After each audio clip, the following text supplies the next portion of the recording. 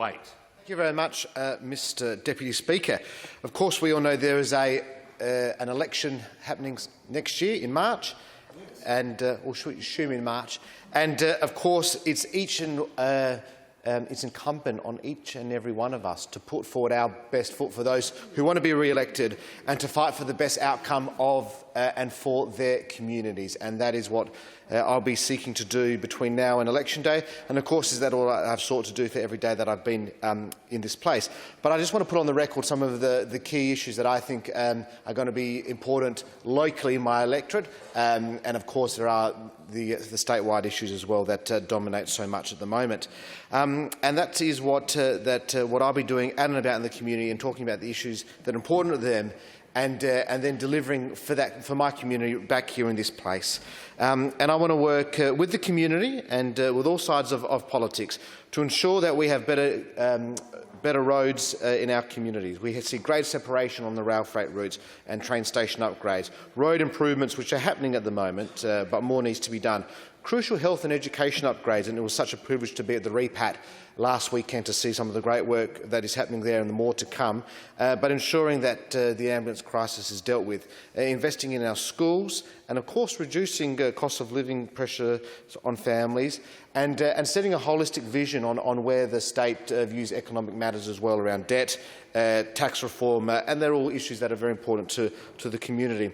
Deputy Speaker, as you know, I've spoken many times in this chamber about the need to fix the freight issue for South Australia, but by fixing that, we fix a really big issue for my electorate of Waite. Recently, I spoke at a forum up in Mount Barker to discuss our state's current road congestion issues and movements of freight throughout the state. Many people I spoke to at this forum and over the past 3 years have been disappointed that the government backtracked on GlobeLink, and more disappointed that at the time no alternatives were offered. And I'm asking for major infrastructure investment to fund both a northern rail freight bypass and alternative road freight solutions. These are critical. These are important. There's another forum tonight at Scotch College in my electorate on this very issue.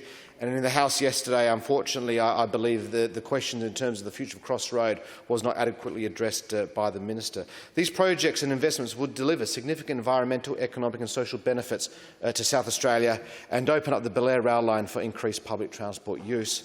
And of course, a better public transport system provides many benefits and will encourage less commuters on our road.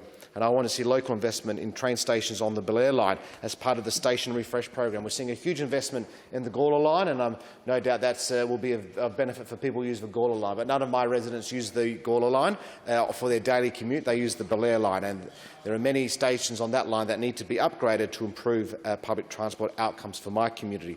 More frequent bus services, and we fought a huge campaign just some 2 years ago to save bus services in our community, and that is something that I was able to do with my community as advocacy on their behalf. Investments in new technologies such as tap and go and on-demand services as well are critical. I mentioned the level crossing upgrades will help reduce congestion on our roads and, of course, increase freight movement and efficiency. Glenalta Railway Station, Blackwood Railway Station and, of course, on Cross Road at the Hawthorn Station. Infrastructure Australia has identified both of these at-grade level crossings in their 2021 priority list. And as part of this, I also asked the government to fund a boomgate maintenance program as well, to really put aside capital for the long-term upgrade of boomgates across the state.